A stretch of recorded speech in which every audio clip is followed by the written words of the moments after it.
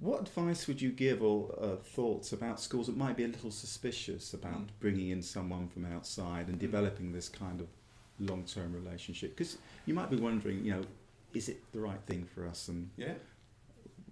why get involved in that? What would you say to those schools? And obviously, we went through that kind of phase ourselves, and me personally, before really working with you, that David had said this could be a relationship that we're able to forge. And your experiences in education are very often with external providers quite fleeting. And so I think there is a natural suspicion about, well, can something become as embedded and as familiar as this? And in terms of the work we've had with Achieve Excellence, I would just say to people that those suspicions have been absolutely dispelled in terms of the very flexible, positive, and impactful relationship that we've been able to put together over the last few years. The flexibility, I think, is really key, because schools are complicated institutions, and the implications of having people out of lessons is one that's often very difficult for schools. So that flexibility has been wonderful for us. The familiarity means that yourself and Chris are now very familiar faces in the school, and I think there are no suspicions left about your intentions and all that kind of thing. And the impact, I think, as I've said before, is just there everywhere in terms of the conversations that we now have with people, and the quality of the staff that we have in school. Great. And just finally, from my point of view, I know one of the things we spend a lot of time thinking about is how we can help you when we're not in the school.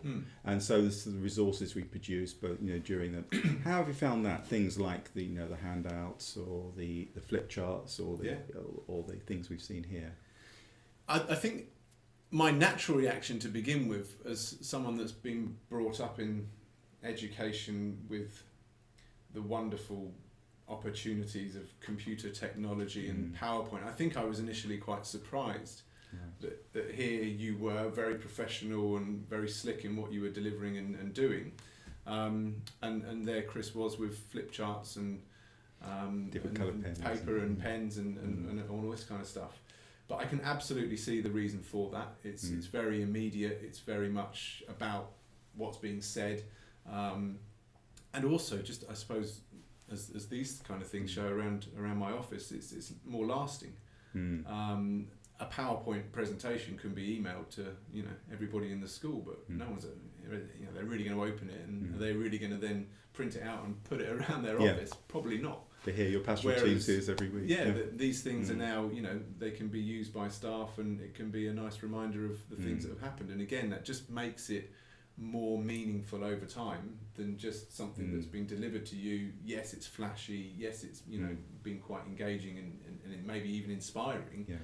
But what's inspiring one day can be sort of dead in the water the next. So I like the way it just kind of creates just a bit of a kind of a buzz about the sessions, and I think people actually like using pens and paper and things, and I think we sometimes forget that in the modern age. And you can capture it electronically, because we take photographs, and then you have the PDFs. We have one of these on PDFs for if we need to use them within the school, and again that can be very useful as well.